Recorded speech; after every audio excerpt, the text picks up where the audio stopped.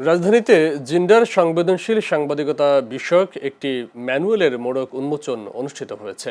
আজ রেজিস্ট্রেশনের মাধ্যমে শুরু হওয়া এ আয়োজনে গণমাধ্যম কর্মী সহ বিভিন্ন পর্যায়ের প্রতিনিধিরা অংশ নেন। প্রেস ইনস্টিটিউট বাংলাদেশের উদ্যোগে আয়োজিত অনুষ্ঠানে প্রধান অতিথির বক্তব্যে তথ্য সম্প্রচার মন্ত্রী জহিরউদ্দিন স্বপন বলেন, গণমাধ্যমে জেন্ডার সমতা নিশ্চিত করা এখন সময়ের দাবি। এছাড়া দায়িত্বশীল সাংবাদিকতার মাধ্যমে সমাজে ইতিবাচক পরিবর্তন আনা সম্ভব বলেও মন্তব্য করেন তিনি। অনুষ্ঠানে বিশেষ অতিথি হিসেবে উপস্থিত ছিলেন তথ্য মন্ত্রণালয়ের সচিব মাহবুবা ফারজানা এবং মহিলা ও শিশু বিষয়ক মন্ত্রণালয়ের অতিরিক্ত সচিব শবনম মুস্তারি।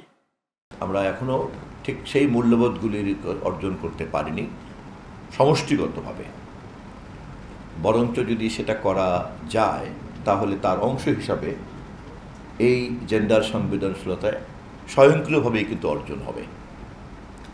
সামগ্রিকভাবে সেই মূল্যবোধ যদি সমাজকে আমরা দিতে না পারি, অথবা সমাজ যদি গ্রহণ না করে, অথবা এই প্রক্রিয়াটা যদি আমরা শুরু করতে না পারি, চলমান না রাখতে পারি, তাহলে বিচ্ছিন্নভাবে এটা আমরা যদি আশা করি, আমার মনে হয় সেটা একটা উইশফুল থিঙ্কিং হবে।